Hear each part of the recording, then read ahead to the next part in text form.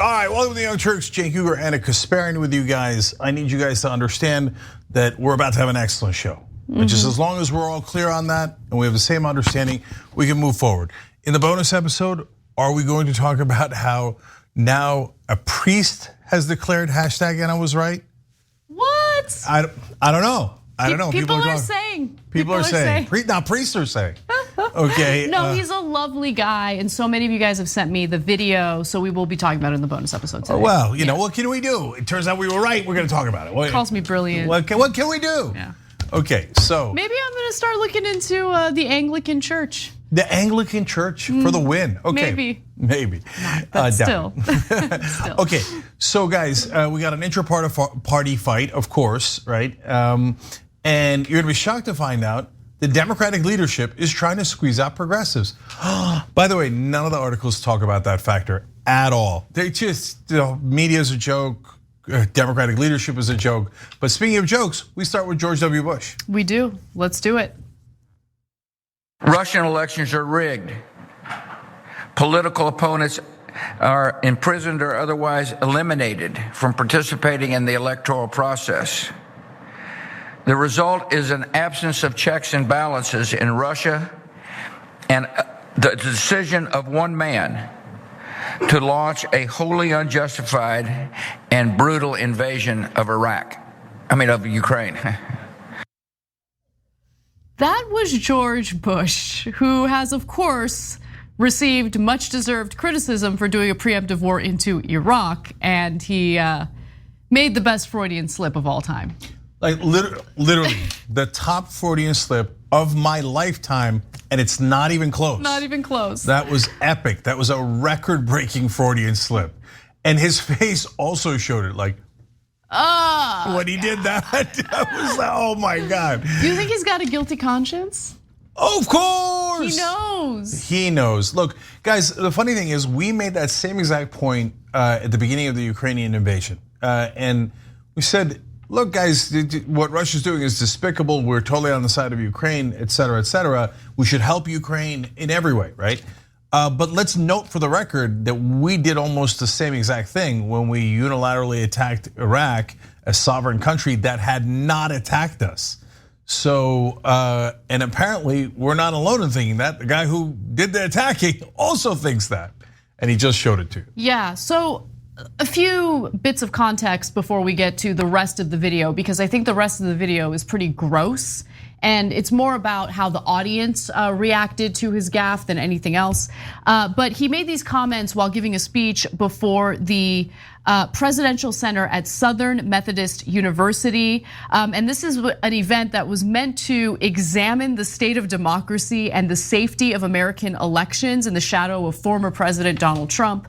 And so while, of course, I mean, we've been very critical of Donald Trump, it is interesting how much the Trump presidency essentially like whitewashed the disastrous nature of the Bush administration. And make no mistake about it, the Bush administration, I mean, he and his cronies committed war crimes, started this preemptive war in Iraq, did warrantless wiretapping on American citizens. I mean, the list goes on and on. I mean, the torture, which they refer to as enhanced interrogations, the list goes on and on. It's wrong for anyone to think that because Donald Trump was so uncivil and so overtly disgusting that somehow the Bush administration was better. In a lot of ways, especially when it comes to foreign policy, the Bush administration was actually worse. But yeah. Yeah, so a couple of things. Just for the folks at home, in case you haven't heard of Freudian slip, it means when you accidentally say something that you actually mean. You say something wrong, but it's actually what's in your head and you meant it. And so that's why that was epic. Okay, we had done a poll near the beginning of the Trump administration of our audience asking who's dumber, Bush or Trump? Because mainstream media had instant amnesia. Right. Like as soon as Trump came into office, they're like, Bush is awesome, Bush is a saint. And then later Dick Cheney became a saint. And Liz Cheney is a saint. None of that is true. They're all war hawks, they're all war criminals. Dick Cheney is a torturer, has disgraced the name of America, is a sick man with paranoid delusions, etc. Okay, so we do not participate in any of that whitewashing. We also don't do the weirdo like Jimmy Dore thing of whitewashing Trump. Right. Like, oh, Bush was bad, but now Trump, is better than Democrats. No, Trump has the same policies. Look, these Republican leaders at the presidential level, they're like Xerox copies of one another. But each copy gets worse and worse and worse. That's true, yep. It degrades and you can't tell. And the quality by the end is like a jumbled mess that goes, wind causes cancer, wing, wing. I mean, that's what it devolved to. In the beginning, when we started asking our progressive audience, Trump versus Bush on stupidity was really close. We asked it a couple of times. By the end, Trump had won in a landslide. But don't forget, George W. Bush was not really in charge for the first 6 years. It was Dick Cheney. Yeah. That's because he's a very, very unintelligent person. And he doesn't care about policy, he doesn't care about anything. And the number one reason he invaded Iraq, and this was a fascinating story, and if you know, we've been on air for 20 years, so a lot of you might not remember this. He bragged to people that came into the White House and to his office in the Oval Office. He would take them to a side room and he showed them Saddam Hussein's gun and he would say, my daddy couldn't get this, but I did. Oh my God. Oh, it's so sad. There's nothing more dangerous than a country led by a man with daddy issues. And unfortunately, we've had quite a bit of that in the United States, including with Donald Trump. But I want to get to the second part of this video because that's what stood out to me more. Now, just to put it in more context, Bush had just finished making this Freudian slip where he meant to say Ukraine, but he said Iraq. And then what happened? Let's watch. And brutal invasion of Iraq. I mean, of Ukraine. Iraq, anyway. 75. So the audience is cracking up. And I don't know if it's because they're uncomfortable and it's like an uncomfortable Freudian slip.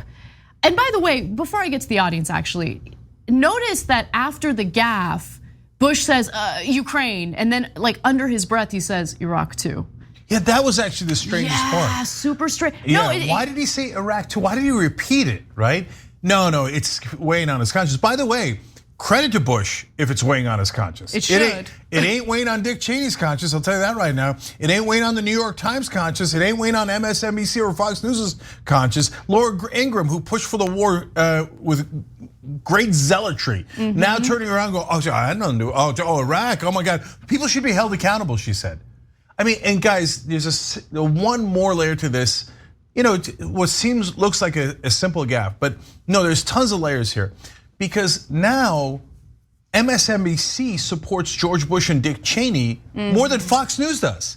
Fox News is constantly attacking the Bush-Cheney administration and decision to go to war in Iraq when they had pushed for it 1,000%. And MSNBC has become the establishment, so they're like, oh, Bush and Cheney, oh, they're great. And by the way, of course, Bush's spokesperson is one of the top anchors on MSNBC, Nicole Wallace. Yeah, that's right, that's right. And just to make a quick comment about the audience and the fact that maybe this is weighing heavy on Bush's conscience. Look, it absolutely should. This is not a laughing matter. Mehdi Hasan made this point during his Peacock show last night, and I think he's absolutely right. Look, 4,000 US troops died during the war in Iraq. And I should also note that hundreds of thousands of Iraqi civilians died as well. This was a disastrous war. It was sold to the American people after 9/11 and made to seem as though Iraq had something to do with 9/11, when in fact it had nothing to do with 9/11. And what was also sold to the American people was this notion that Saddam Hussein was hiding weapons of mass destruction. The American people were lied to about that as well. So it was a preemptive war. It was a brutal invasion. It led to innocent lives being lost. It's not a laughing matter. And if Bush somehow does feel terrible about making that decision, he absolutely should. but maybe it would make him feel a little better if he was a little more vocal about it, right? Instead of saying Iraq too, like under his breath. Yes, that would be great for history. So guys, one last thing, because Anna made such a good point there. Everybody talks about weapons of mass destruction and how, and that's where the New York Times says, oops, we got it wrong. We just took garbage propaganda from Dick Cheney and printed it on the front page like it was actually true. Do they go that far in a mea culpa? No, but they generally admit that they got it wrong. But that's a little bit of a distraction. The main reason that Americans were in favor of attacking Iraq is because they thought Saddam Hussein had attacked us. In fact, when we went to the war in Iraq, a poll was taken, 69% of Americans, that is 7 out of 10 Americans thought that Saddam Hussein had personally attacked us on 9/11. Now, no one actually thinks that's true. And so the press didn't think it was true either. So how did 7 out of 10 people get that impression? Because the press never corrected Republicans as they said it over and over and over again. They thought it was rude to correct people in power when that's supposed to be their goddamn job. So that's how they helped Republicans do propaganda to trick the American people into thinking Iraq attacked us when everyone in Washington knew that they had not attacked us. The last culprit there, of course, is the Democrats, who never even bothered to speak out against Bush and say, hey, wait a minute, Iraq didn't attack us. Why are you saying that? As usual, cowards and weaklings. Well, let's switch gears and talk about what is currently taking place in regard to the whole baby formula shortage. And there's an intersection here with the whole reproductive rights debate going on in the country. Let's discuss.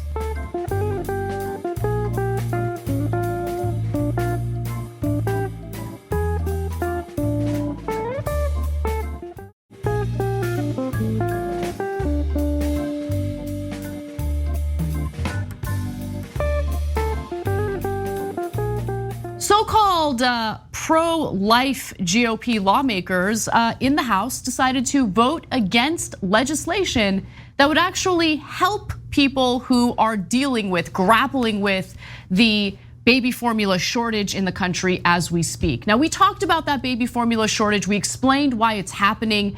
Abbott, which is a corporation that makes Similac and other baby formulas, decided to invest its profits into corporate stock buybacks instead of fixing some of their machinery, which was allowing for bacteria to get into the baby formula. So that tainted baby formula ended up making babies sick, 2 of whom died as a result, and it led to a massive recall and a shutdown of its Sturgis plant.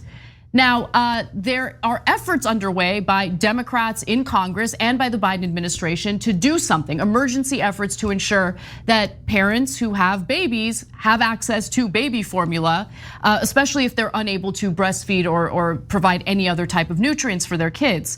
And so the House voted 414-9 to approve a measure that would allow more formula to be purchased with money from a federal program that aids low-income women, infants, and children. So what they're referring to there is the WIC program. And the WIC program relies heavily on Abbott specifically for baby formula for mothers.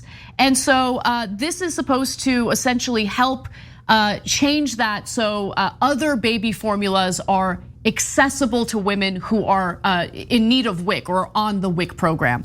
Now, the no votes, this is important, the people who voted no, cast by GOP representatives Andy Biggs, Lauren Boebert, Thomas Massey, Clay Higgins, Matt Gaetz, Chip Roy, Paul Gosar, Louis Gohmert, and Marjorie Greene. The bill now goes for a vote in the Senate. Hopefully no one blocks it there, but you never know.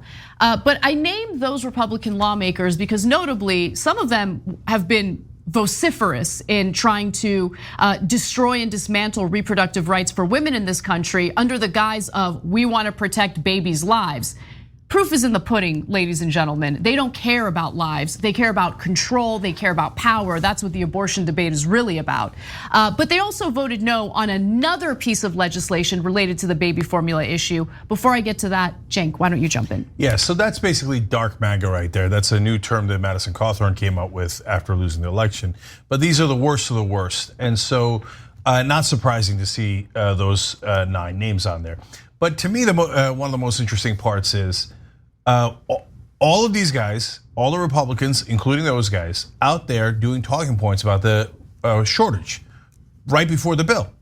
and we covered it. It's been the last week or so. They're all out there going, "Can you believe Biden isn't doing anything? The Democrats aren't doing anything. This is an America first. Oh my God, the babies." And so the Democrats go, "Okay, great. We'll pass these 2 bills, and then we'll get them aid and benefit as soon as we can." And they go, "No, I don't want it." Of course. Wait, what happened? I thought you wanted them to do something. And this is 2 things that would directly help. Well, no, I don't want to help Democrats. I'd rather have the babies die than help Democrats. Oh, okay, then at least you're clear on it. There's no reason not to vote for that bill. You can tell, by the way, the Republicans that voted yes, it's not like they're softies. It's not like they're liberals, okay? The Republicans that voted yes are also super right wing. But these lunatic 9 came in and they're like, "Oh no, we were just having fun. We were criticizing Biden and Democrats, even though we obviously didn't mean it. The minute they actually did something positive, we don't ever want to do anything positive. We hate the idea of helping Americans, so we voted no." By the way, Abbott formula products serve 89% of the million-plus infants that are currently covered by WIC. So it's essential. They got a government contract, basically. Abbott got a government contract to provide baby formula for the WIC program.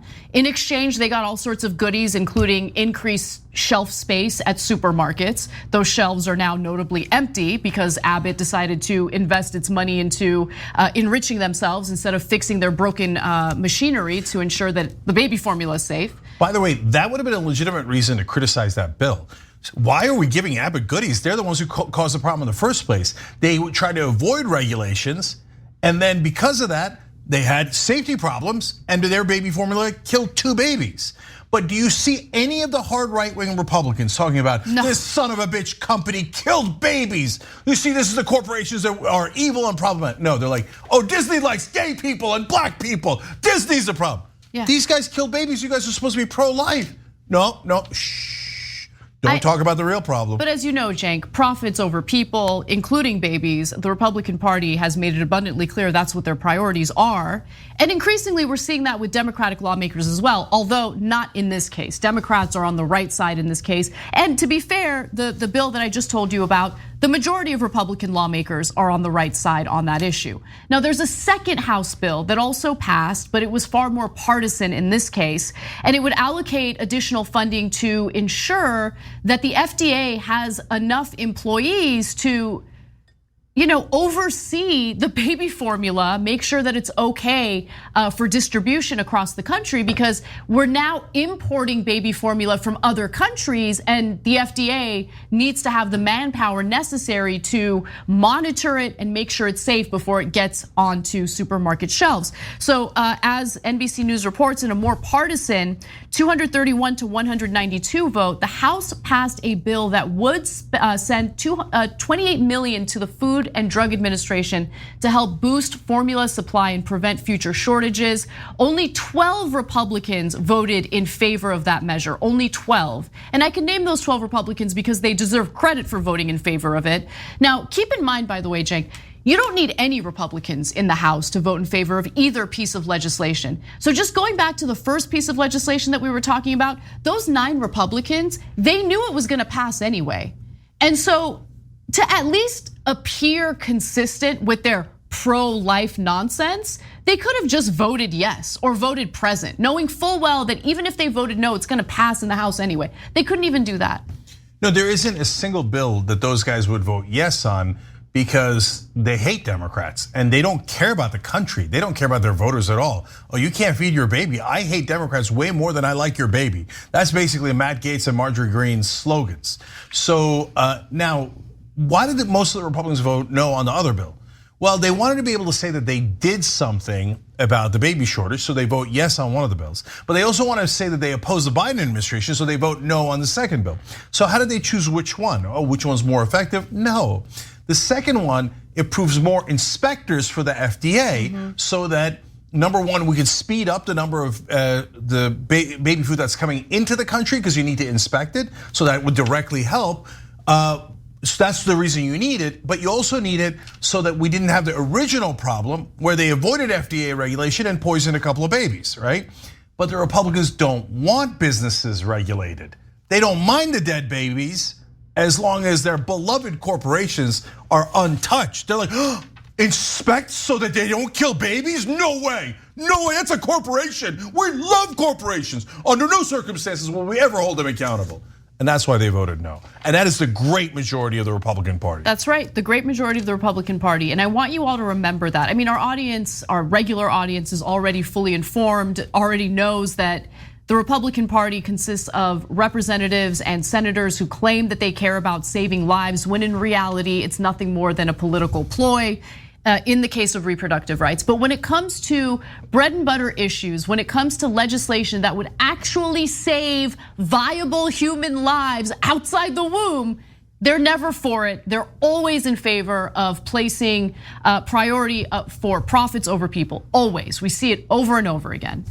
All right, we gotta take a quick break. When we come back, that abortion access hearing that took place in the House Judiciary Committee yesterday included one speech that you have to see. Don't miss it. We've got that and more coming right up.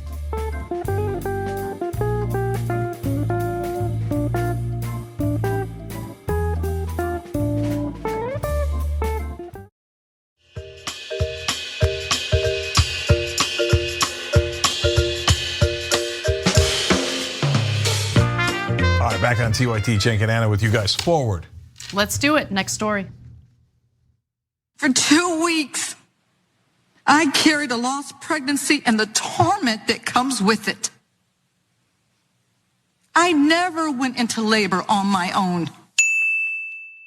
Representative Lucy McBath sharing the story of her miscarriage during the House Judiciary Committee hearing on abortion access. She explains why protecting women's reproductive rights is so incredibly important. Let's watch more. When my doctor finally induced me, I faced the pain of labor without hope for a living child. This is my story. It's uniquely my story, and yet it's not so unique. Later in her speech, Representative McBath discusses how certain proposed legislation on a state level would actually make her a criminal if she had an abortion to avoid giving birth to a stillborn.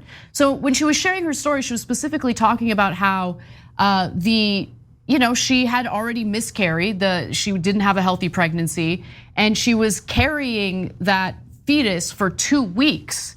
And there are abortion procedures provided to women to essentially abort that fetus that is no longer alive, so they don't have to go through the trauma of giving birth to a stillborn. And I think it's really important to understand, look, I wanna make it clear, I don't think that this is a story meant to say, well, no, we need to make some exceptions for some women. To me, it's important to understand that these are deeply private, deeply personal decisions that should be made, that should be determined between a woman and her doctor. Think about how degrading it is to have to essentially just sit back and allow these politicians who don't know you, they don't know your circumstances, to make a decision about whether or not you should be allowed to get an abortion. It shouldn't be up to them. And she made that case later on in her speech. I think she's absolutely right. So I've known several women who were in a similar situation. So whether it's the zygote, the fetus, that is not going to come, like they want a pregnancy, they want a child, but they're not gonna be born alive, okay?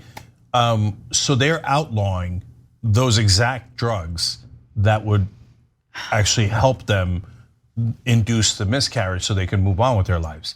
And so what they're saying, and it would have applied to my friends, they're saying, no, carry it inside you until you have a natural miscarriage. That's your goddamn problem.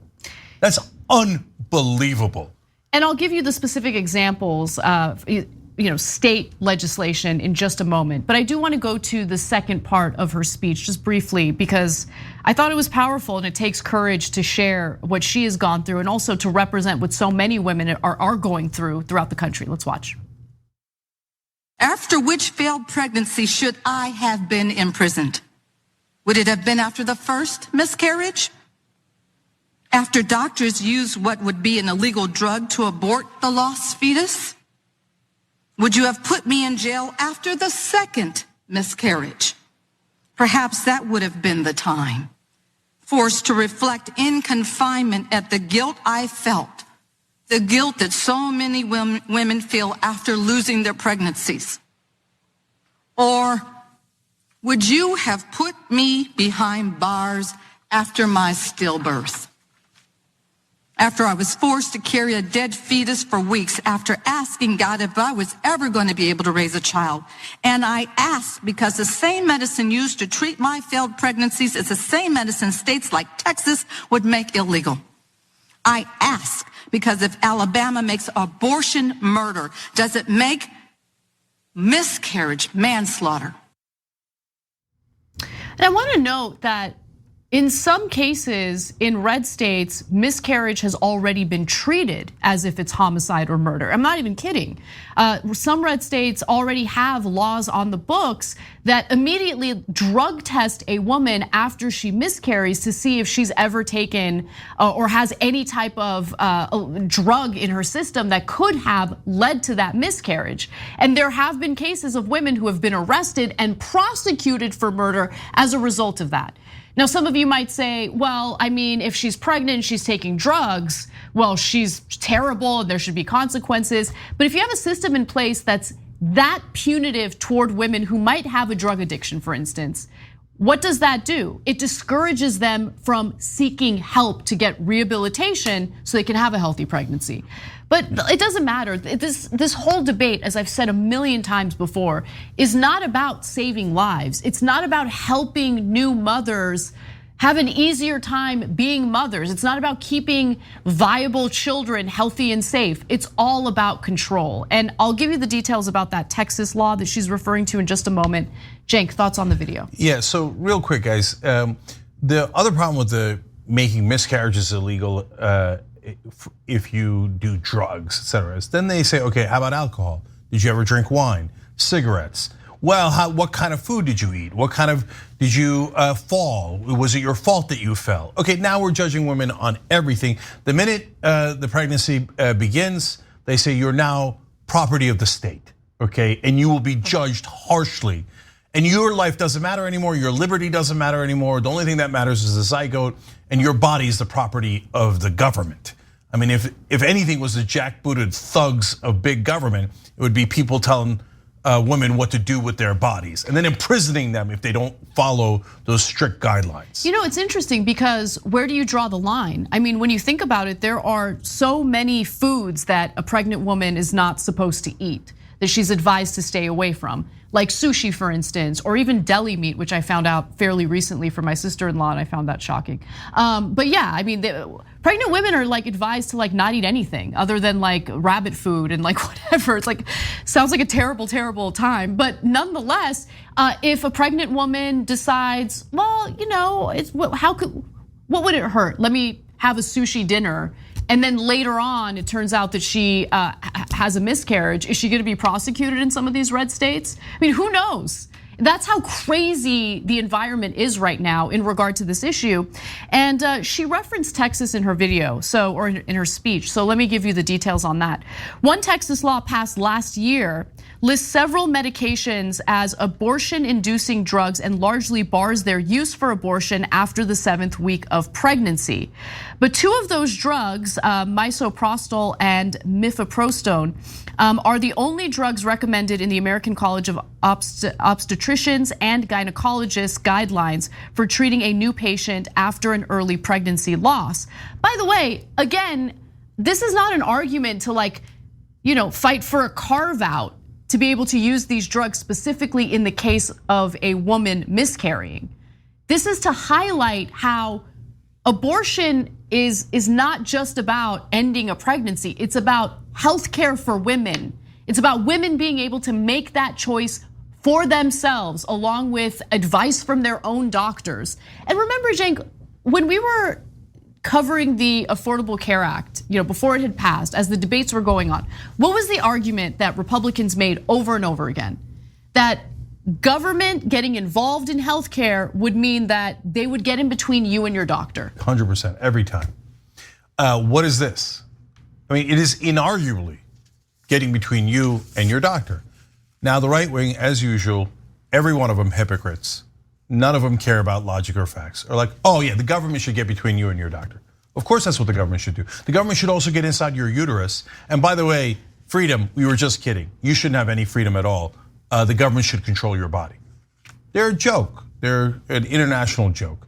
Look, what's not funny is what they're doing to these poor women and what they're gonna do all across the country when that decision actually gets handed down. Oklahoma now passing a new, more draconian anti-abortion law because they think the Supreme Court is going to allow it. And so it's getting worse and worse every day. One of our members wrote in, I'll give him credit, Kabuki Dragon, and said, look, the point is the trauma. It's not like, oh, they accidentally traumatized women. No, the idea is that, like, we showed you 100 times about how they don't care about babies, including in today's show. There's a baby shortage, food shortage, supply a problem, and they go, oh yeah, I don't care. No, 9 of them voted no on everything. Most of the Republican Party voted no on another bill that would help. They are criticizing the Biden administration for sending it to detention centers where women can't leave if they don't have the formula. Their babies are literally gonna die. They don't care about the babies. They separated the babies from their moms. They never cared about the babies. It's all about controlling women. And that's why you're like, wait, miscarriages, how do we get to miscarriages?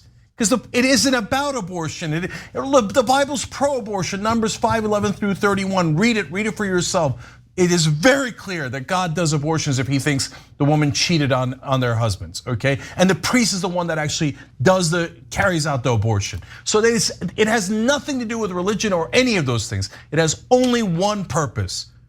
We are in charge, white Christian right-wing men, and we want to control women. That's what this is about. Switching gears, let's talk about the ongoing housing crisis. It is hitting every part of this country, but we haven't really tackled it from the perspective of short-term rentals and how that is taking a huge toll on housing availability. So let's discuss.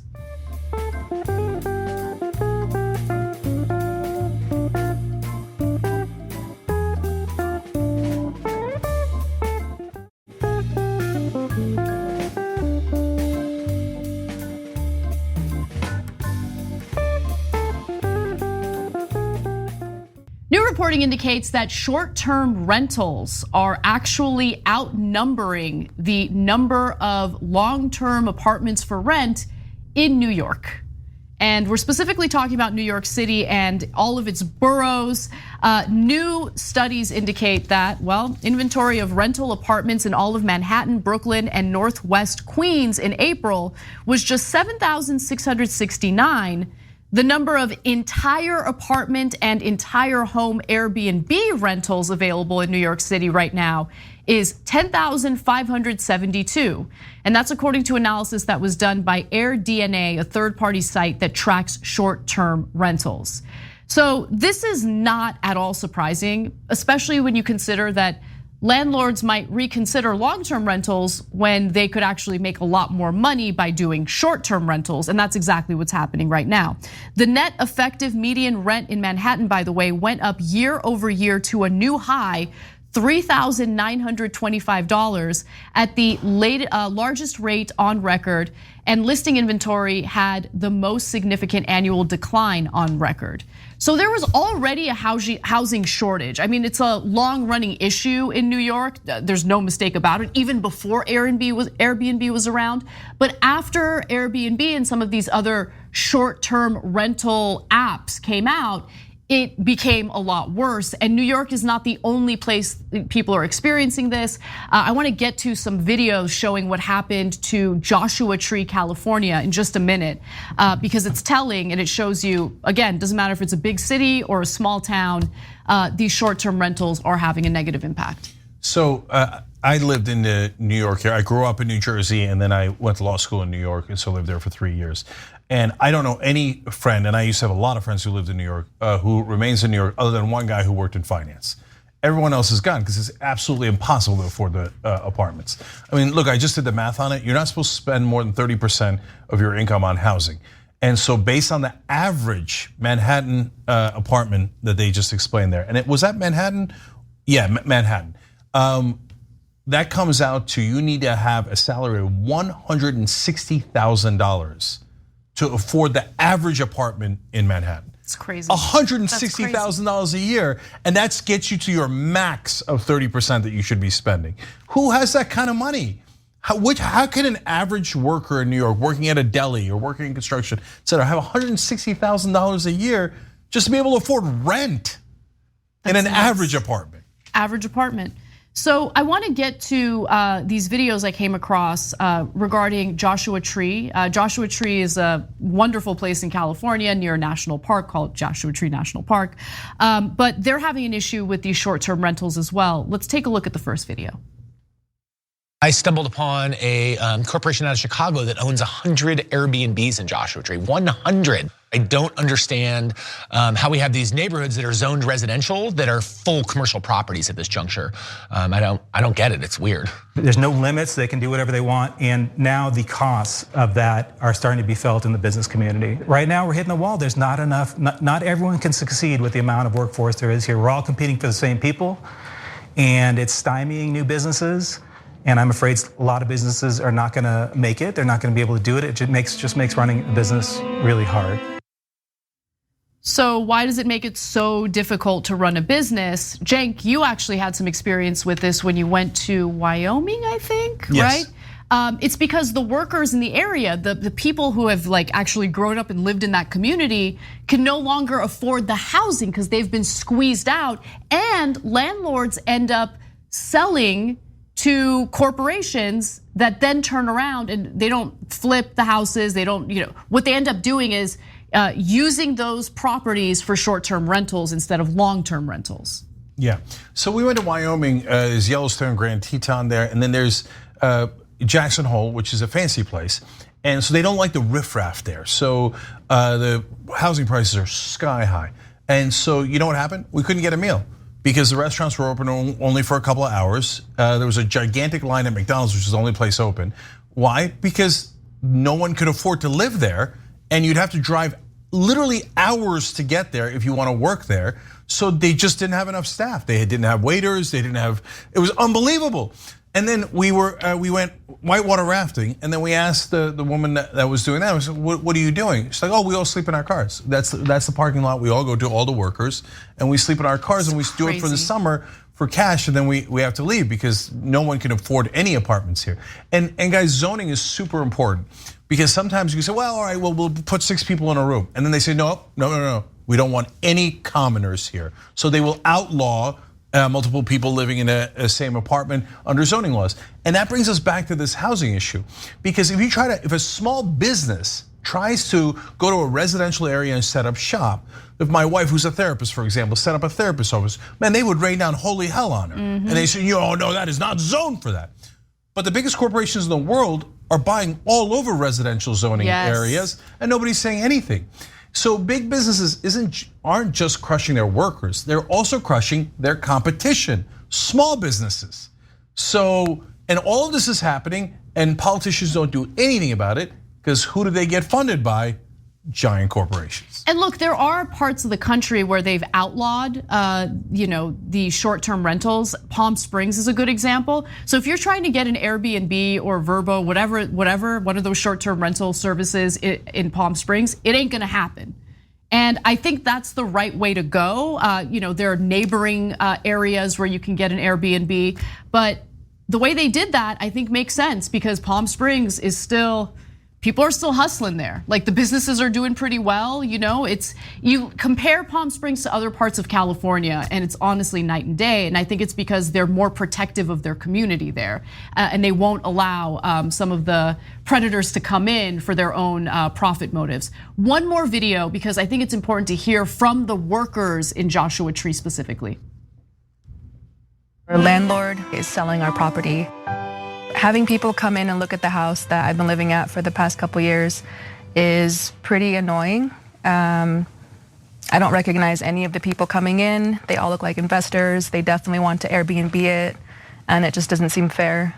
Some of my employees have had their houses bought out from underneath them to become short-term rentals, some of them illegal short-term rentals. I have one full-time employee who is engaged, pregnant, and has been trying to find housing for her and her fiance for 6 months now. What we really need here is a bigger work pool, and what we need to get that is housing.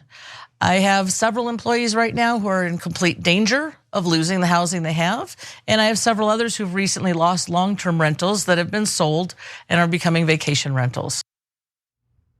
So this activity, again, impacts every community across the country. We're seeing it all over the place. Joshua Tree, small town in California, same experience that people living in New York are now experiencing as a result of the limited housing inventory and big corporations coming in to scoop everything up. Yeah, and one last thing here, guys. I'm also a little guilty too. We're always honest with you guys. Guilty in the sense of I like Airbnbs and I like staying at them. Okay, and in fact, there's this town, a little area in LA called Manhattan Beach that I really like, and I found out recently that they don't have Airbnbs, and I was like, damn it, and then I was like, no, you know what? Good for them. Yeah. And that's my point to you guys. Even if you enjoy some of the things, if it's hurting the local community, don't do it, right? So, or at least respect their decisions. If they want to do it and they're okay with it, great. But if they don't want to do it, understand that there's a good reason why they don't want to do it. Yep. All right, we're gonna take a quick break. When we come back, we've got some of the latest labor news involving fast food workers. And then later on in the show, we're gonna ask whether or not it's acceptable to be a stay-at-home girlfriend. Don't miss it. Ooh.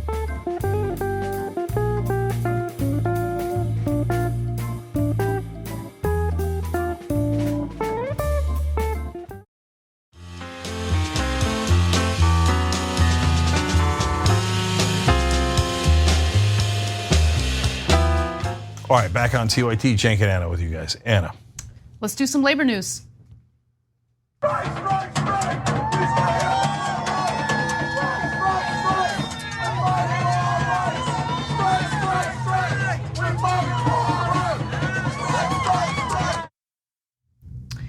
Those were McDonald's workers in Chicago who walked out and went on strike recently to demand better treatment in the workplace and also union rights. They're one of many fast food strikes that have been going on across the country in recent weeks.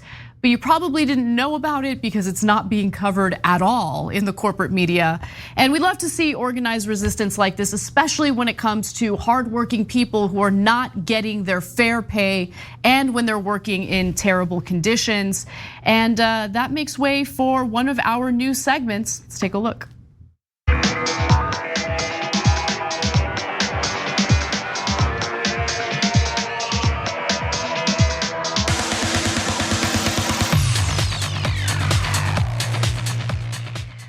Now there's more on the walkouts in Chicago, but rather than put words in the mouths of these workers, why don't we hear from them ourselves? Let's watch.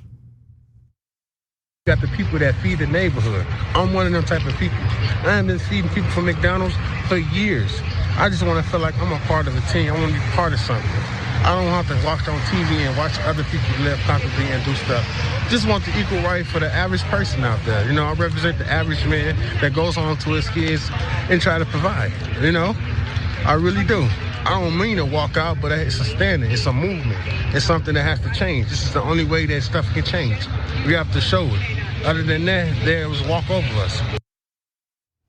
And Cenk, this is something that's been going on with fast food workers for such a long time, right? You see record profits year after year, profits, not just revenue, profits year after year with fast food companies like McDonald's. And they just refuse to reinvest that money into their employees. And especially during the pandemic, you know, there's been shortages with workers having to do mandatory overtime and things like that. I'll get into the details specifically about what these workers are complaining about, but it's never ending. And keep in mind, these are workers who are not unionized, so they don't have the protection of a union and they're still deciding to take a stand and do the strike. So Frederick Douglass said a long time ago, power never concedes without a demand, it never has and it never will. And that is very literal. And so, especially in the case of public corporations, they're in the business of maximizing profit. They must do it by law. They're not going to voluntarily pay their employees more. It's just not going to happen. If you see them raising rates, it's only because of competition. When there was a labor shortage, all of a sudden they raised rates. Did they raise it when there wasn't a labor shortage? No, they didn't. Now, could they have? Of course they could have. They're making literally billions on top of billions in profit every single year. Could they share a tiny percentage of that? We did a story about Cosmopolitan Hotel and Casino in Las Vegas. They gave a $5,000 bonus to every employee. And they were so psyched, right? And you know what it turned out to be? Now, look, that's not a chain, but it's still a major operation in Vegas. It turned out to be $27 million. But remember, they're making billions in profits. Not Cosmopolitan. Cosmopolitan did get, I think they did about 400 million in profits. So can they do 27? We did the math on it. It's about 7% of their profits. Right. So all of these companies can do way less than 10% of their profits for their workers, but they're never going to voluntarily choose to do that. Right. They're always going to maximize profit. So that's why you have to have leverage.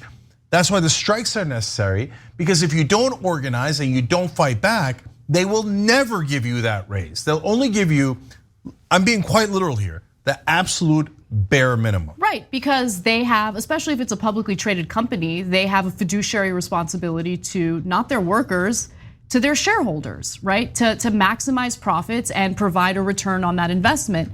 And so let's talk about other examples. For instance, on April 26th, workers at a Jack in the Box restaurant in Sacramento, California also went on strike for 3 days due to faulty equipment, short staffing, and also this horrifying incident. So the Fight for 15 NorCal Twitter account tweeted that after a pregnant coworker was threatened at gunpoint, she was told to finish her shift and her hours were cut when she refused. This is obscene. We filed a complaint with Cal OSHA, and that doesn't surprise me.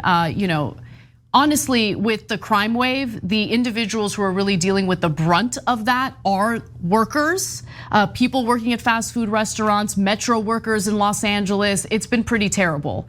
And it doesn't surprise me at all that, in this case, you have Sacramento Jack in the Box workers dealing with guns pointed to their faces, and then they're demanded to continue working after that traumatic incident. Also, from April 23rd to May 1st, workers at a Wendy's restaurant in Weaverville, North Carolina went on strike due to sexual harassment and abuse by a general manager. Charity Bradley, one of the workers, was actually removed from the schedule and locked out of the Crew app after she reported the harassment. And The Guardian reports, when we reported the abuse to upper management, they pretty much just blew it off. They really didn't do anything. We called the corporate hotline several times and never received any response. Wendy's could be a good place to work. They need to get it together and start taking care of their people and start doing what's right, not sweeping it under the rug. That was a direct quote, by the way, from Charity Bradley to The Guardian. And on May 2nd, workers at the Dollar General store in Marion, North Carolina also walked off of their job due to low wages. And there's just so many examples, Cenk. And the thing is, every day there's so much of this labor activity, whether it's strikes, whether it's efforts to unionize, they get no airtime in corporate media, zero. MSNBC, radio silence. Obviously, Fox News is not gonna cover it, CNN doesn't cover it, network news doesn't cover it. They just don't care. And then when there's a labor shortage, they're like, why is there a labor shortage? Is it because the workers are lazy? No, how about we take a look at whether there are any incentives for these workers to be there in the first place? Yeah, look, those media companies are also multi-billion-dollar corporations. And so the idea of their workers rising up doesn't appeal to too many executives at CNN or MSNBC. And so it's also not just about wages. That of the stories that Anna mentioned, the one really stood out to me. They had that terrible odor, and it didn't go away for a whole year. People are vomiting. This is at a restaurant, right? On the job, people are getting sick. They got to call in sick because of, it's obviously there's something very wrong, right?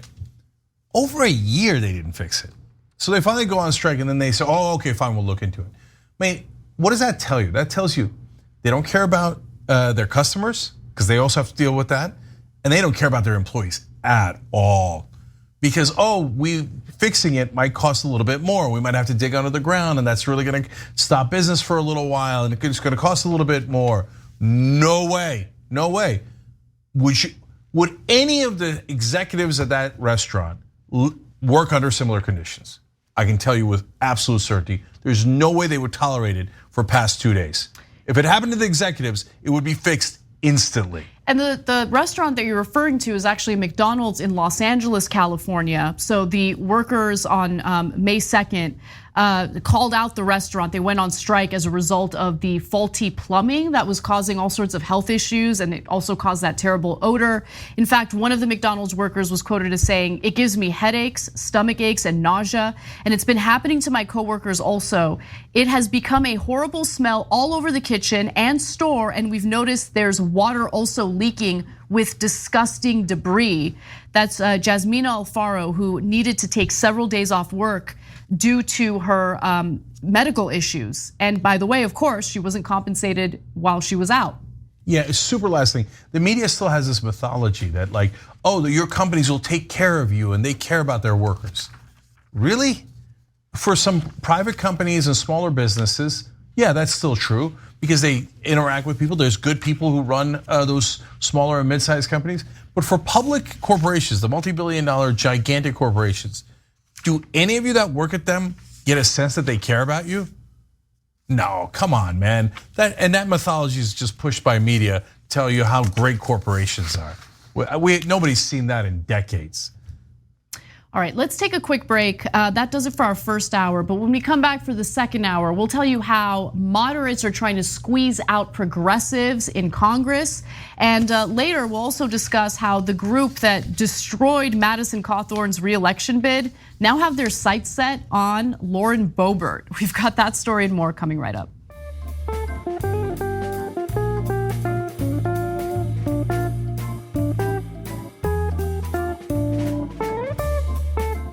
Thanks for listening to the full episode of The Young Turks. Support our work, listen ad-free, access members-only bonus content, and more by subscribing to Apple Podcasts at apple.co/TYT. I'm your host, Cenk Uygur, and I'll see you soon.